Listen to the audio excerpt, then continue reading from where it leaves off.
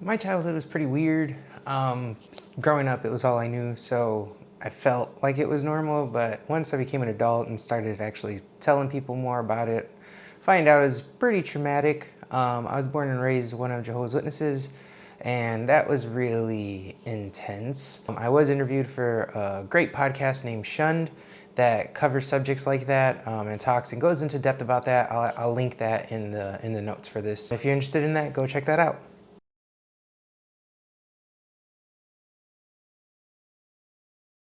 Passion to me is like something that's evident. Like if you see someone doing something that they're passionate about, it's obvious. Like you can see them enjoy themselves while they're doing it, or the way they interact with that. That's what that person's passion is. That really speaks to me, is when I can tell someone is passionate about something. If it's like, even if it's just like a game they're talking about, or people talking about the Bible. Like people can be so passionate about just a book. Like I like that type of stuff. So like that's what passion means to me.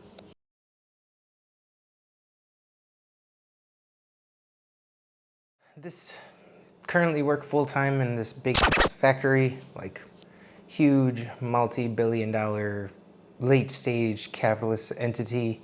It's pretty gross. I kind of hate myself more every day I walk in there.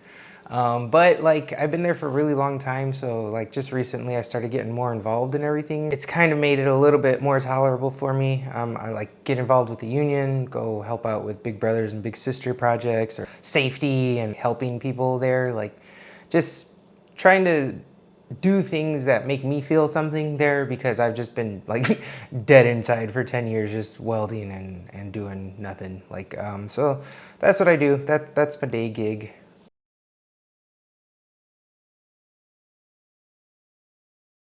I'm always looking for opportunities, and I'm always looking for things to present themselves and doors to open. And I try to be very mindful of that type of thing. And photography, videography was just one of those things that just popped up, landed kind of in my lap, and I'm just really good at it. So currently that's what I'm trying to figure out. That's why I'm doing these videos even, because I don't know what pursuing my passion means. Like in my photography, and when I'm shooting or doing video stuff or events, like I've had even random people say like, you can really tell this is your passion. And so like people are telling me what my passion is lately. And is photography my passion? Like I'm not against that. I'm totally okay with that. I do love it. I do enjoy it, but I'm just curious, can I have more than one? I don't know. It's a new concept to me, so I'm trying to figure out what it means for me to pursue my passion, because I honestly don't know. And hopefully doing these vids and these interviews will help me figure that out. That'd be great.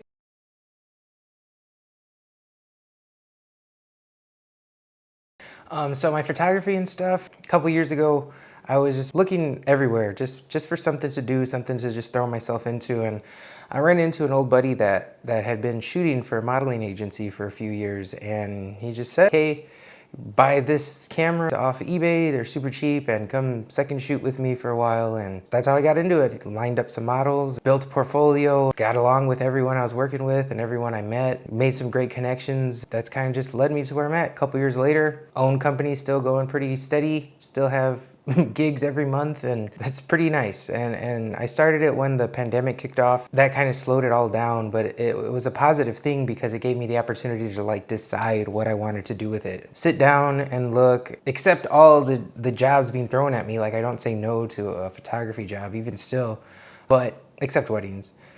Just being able to know where I wanted to go with it, what direction I wanted to head, and having full control over that. It was the first time like any type of hobby or endeavor of mine that I have that much control. And it's been wonderful to just move it along as I want to. And if I want it to be more, it can definitely be that. And when I want to slow down, it's very easy to do that as well and focus on other things.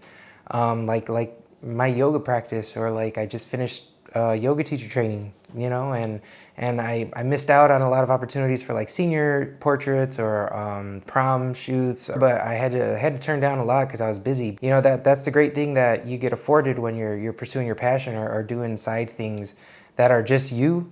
You have the freedom to just do those things. Like you can put some things on hold and just pursue something else, and that's a wonderful thing. That's power. That's, you know, your choices are deciding what you do, and they directly affect your business, and that I like that part of it.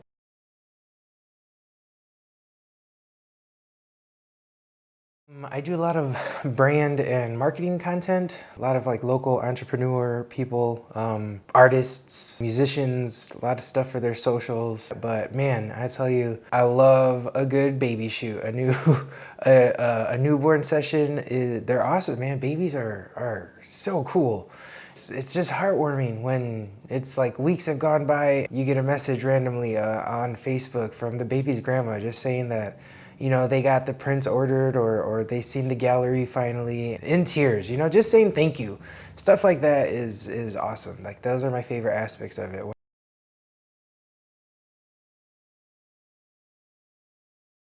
A lot of things, actually. I've always liked customer service, and I just like interactions. I like human interactions. I love people. I like taking the client from start to finish, and like seeing someone who, unbeknownst to them, like they don't know I've been targeting them as a client, but I know exactly what they need. I know that I can provide them with those images, and I know how to get them to see themselves like I see them, and to know they're as cool as I think they are.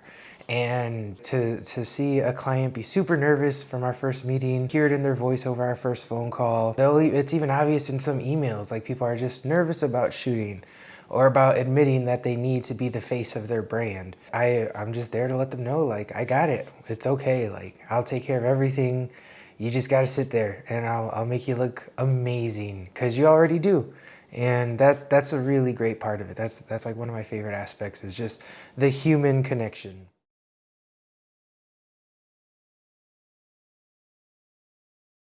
One of the hardest things I faced personally is like, just going back to how I was raised in that cult, making a decision to leave. That was pretty tough. That came with a lot of consequences for a decision that I made when I was a child. You know, that was pretty tough. Losing a lot of my friends, my family, that's part of it.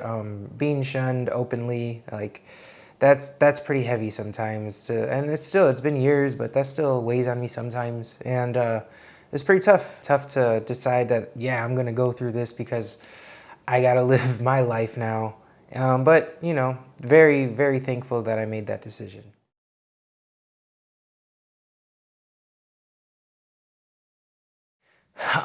Someone just starting out, like in their life or in their business. Because in life, just just take those steps, man. I know the first step's always the scariest, and trust me, I know that. Terrifying sometimes, but you just gotta do it. You gotta put yourself out there. You gotta you gotta make that phone call. You gotta send that email. You know, you gotta do it. You're the only thing holding yourself back, and just take those steps. I know it's scary, but just do it. And as far as like business, okay, so as far as photography, if you're first starting out and you're like trying to build your portfolio, you're shooting for free and everything, but you're trying to make that transition to make some income, don't do everything for free. Don't forget, you're providing the service. You're the one that's providing the gear and your talent. If you're shooting for free to build a portfolio, let them know you get to pick five. 5 images, that's all you're gonna get from me for free. After that, you're more than welcome to pick more, but gonna have to charge you for those.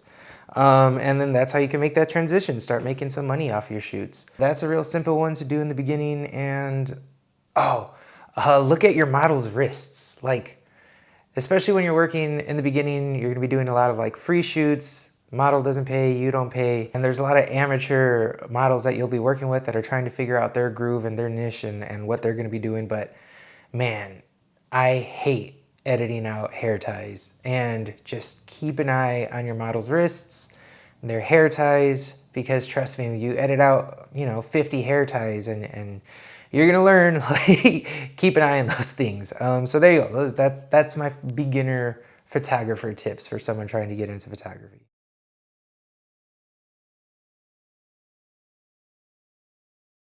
Best lesson learned is like, probably just follow the simple thing. The people you'll meet along your path in your life, the people that are actually winning, like you ask them how they're doing it, and they're doing the simple things. You know, they're going to bed early, they're working out 5 times a week, they're meditating daily, they take care of themselves, they take care of their minds. They're not doing anything special, they're just consistent, they're disciplined. And I try to remember, it's like, it's not complicated to be successful, it's not complicated to be happy. It's just the simple things. It's just forming those habits, having that discipline. Those are the important things. I'll tell anyone who wants to hear it, like, just do the simple stuff. Like, wake up early tomorrow, meditate for a few seconds, and then go work out or something. Like, and don't stop. Just keep going. And that's like the biggest lesson I've come across in my journey lately, is just, yeah, trying to stick to the simple things, man. It's hard. It's super hard to form those habits. Like flossing, it took me years to start flossing, and I didn't start till like just a few years ago, and I'm in my 30s. You know, you start doing it and you don't stop, and now it's like weird the days that I don't. Like I'll think about it like, man, I forgot to floss. But stuff like that, those little simple rules to abide by in your life, like that'll take you some places. Just pay attention to that stuff.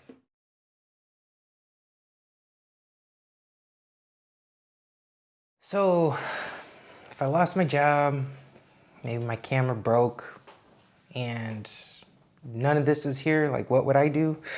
Probably like start focusing more on my yoga practice. I'd probably just throw myself into that a little bit more. Maybe do the next hour course, or start teaching very regularly. I was never allowed to go to school growing up, so I feel really uneducated a lot of the time. So like math, computers terrify me. Because of that, I want to get into like data analytics, because, you know, math and computers. If I do any little thing in there, it's going to feel great. If you start accomplishing the real hard stuff, you get all those good brain chemicals and all that positive things. And yeah, so maybe like get into that, get into some IT or some technology stuff. I would love to like start pursuing that a little bit. Maybe I'll be passionate about that.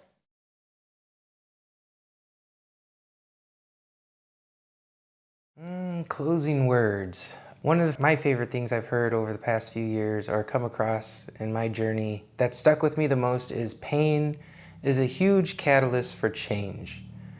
Just remember, if you're hurting right now, it doesn't last forever, and you can use that. It doesn't have to debilitate you, and it's okay if it does. Like, feel that, experience it by all means, but know that it's giving you the power to be something incredible as well. That you can just choose to take that energy that's causing you hurt, and you can just make it turn you into something beautiful.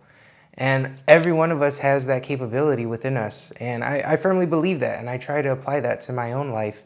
Just try to remember that, like when it's hurting, remember that it's changing too, and that's a good